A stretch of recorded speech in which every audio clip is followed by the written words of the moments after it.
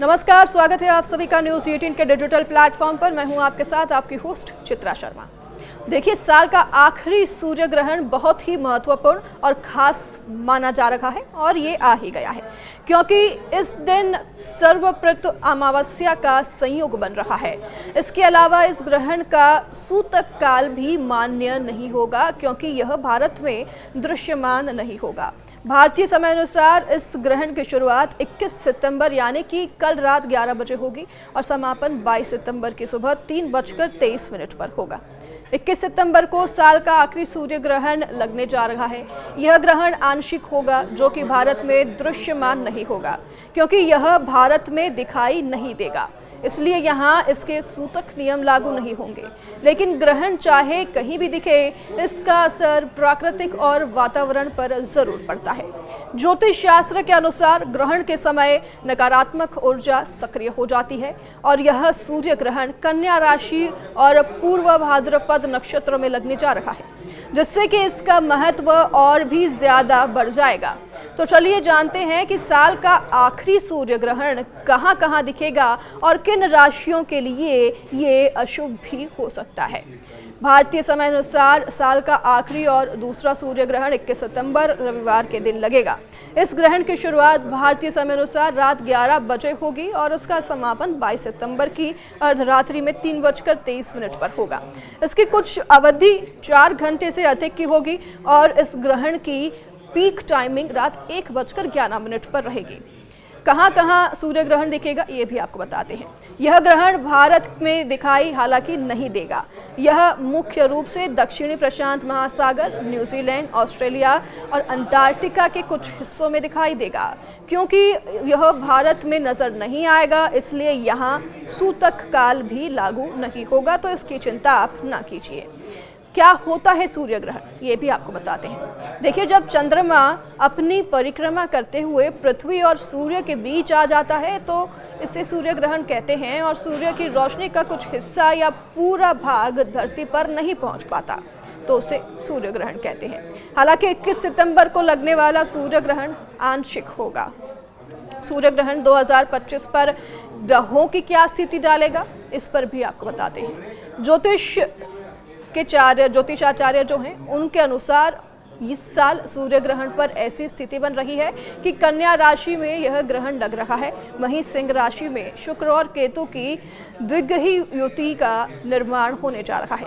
शुक्र और केतु युति हमेशा बहुत खराब माने जाते हैं। ऐसे में शुक्र सुख के कारक हैं और वह केतु के साथ सुख को भंग कर रही हैं। इसके अलावा कन्या में सूर्य, चंद्र, बुध एक साथ होंगे। निश्चित तौर पर ऐसे में चंद्र की स्थिति खराब मानी जा रही है। तुला राशि में मंगल बैठे हैं, यानी कि जहां ग्रहण में उसके एक आगे वाली राशि और ठीक एक पीछे वाली राशि परेशान स्थिति में आ सकती है। यहीं 30 साल बाद कन्या में सूर्य शनि आमने सामने आकर समसप्तक योग का निर्माण करेंगे। साथ ही शनि मंगल की अशुभ स्थिति से शशात्मक योग का भी निर्माण होने जा रहा है। तो 122 साल बाद ये संयोग एक बार फिर से बन रहा है। ज्योतिष के अनुसार 122 साल बाद ऐसे संयोग बन रहे हैं और ऐसे संयोग का निर्माण बन रहा है कि ग्रहण से ही पितृपक्ष की शुरुआत हो रही है और ग्रहण से ही पितृपक्ष का समापन भी हो रहा है। यानी कि चंद्र ग्रहण से पितृपक्ष की शुरुआत हुई और सूर्य ग्रहण पे पितृपक्ष का समापन हो रहा है। साल 2025 से पहले ऐसा संयोग साल 1903 में बना था। तो वहीं सूर्य ग्रहण किन राशियों के लिए अशुभ रहने वाला है ये भी आप जान लीजिए। साल 2025 का ये दूसरा और आखिरी सूर्य ग्रहण है। वैसे तो भारत में नहीं दिखेगा, फिर भी इसका प्रभाव सभी 12 राशियों पर पड़ेगा, जिसमें इसका नकारात्मक प्रभाव वृषभ, कर्क, कन्या, धनु, मकर और कुंभ पर पड़ेगा। पितृपक्ष में 2 ग्रहण होने का भी इतिहास से इसका संबंध है। कैसे, देखिए, ज्योतिषों के अनुसार साल 1903 में किंग एडवर्ड सप्लम और रानी अलेक्जेंड्रा का राज्याभिषेक हुआ था और इसके अलावा इस साल में बंगाल विभाजन की योजना तैयार की गई थी और मद्रास में भारतीय राष्ट्रीय कांग्रेस का अधिवेशन भी हुआ था। तो साथ ही इसी साल में भारत में अंग्रेजों की नींव भी मजबूत हुई थी। 1903 की ये बात है जब ऐसा सूर्य ग्रहण लगा था आज से पहले। तो सूर्य ग्रहण के दौरान क्या नहीं करना चाहिए ये भी आपको बता देते हैं।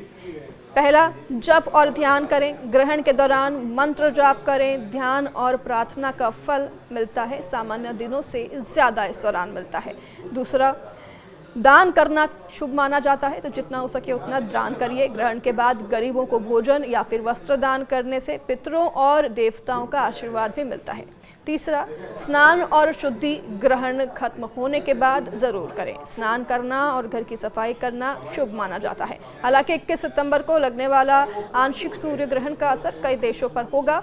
कन्या राशि में ग्रहण के कारण सरकार विरोधी आंदोलन और जन आक्रोश की आशंका बनती दिख रही है। वैसे इस सूर्य ग्रहण से भारत से बाहर विदेश में शिक्षा प्राप्त करने गए छात्रों को विशेष परेशानी होने की आशंका है।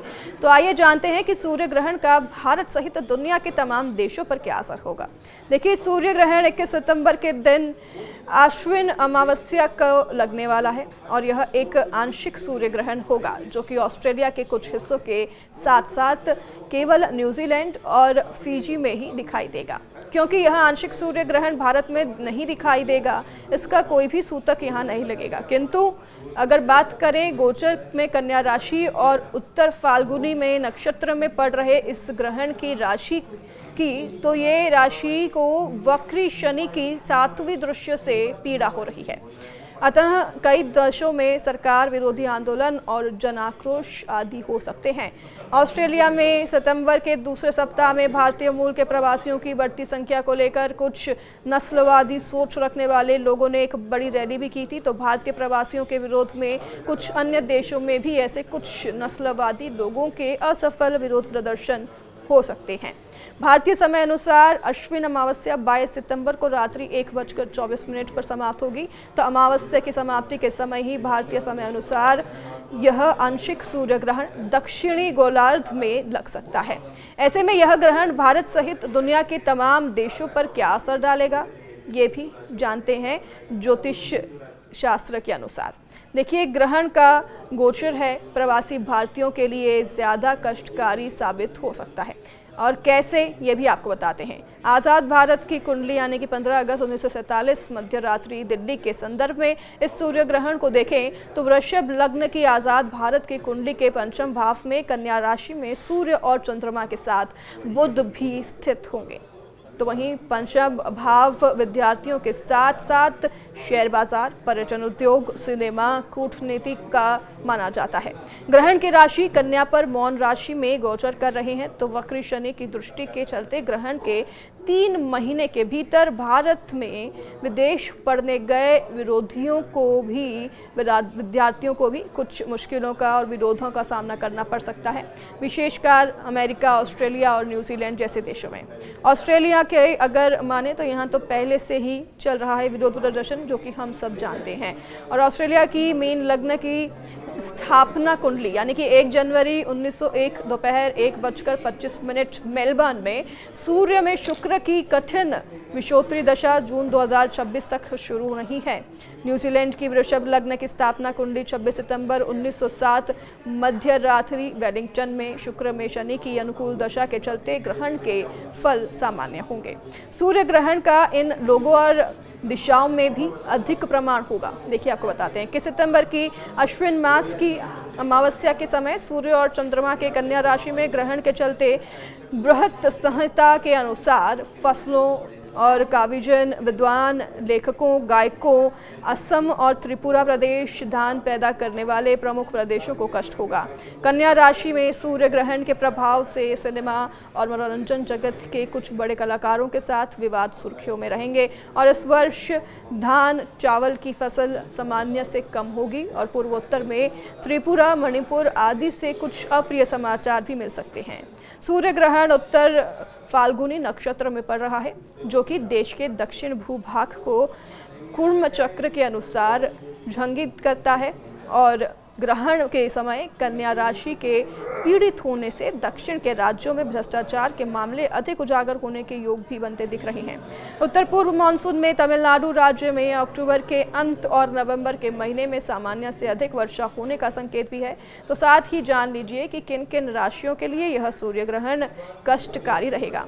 वैसे तो सूर्य ग्रहण के दिन पितृ अमावस्या भी है, तो सूतक नहीं होने की वजह से सभी पितृ कर्म सामान्य रूप से किए जा सकेंगे।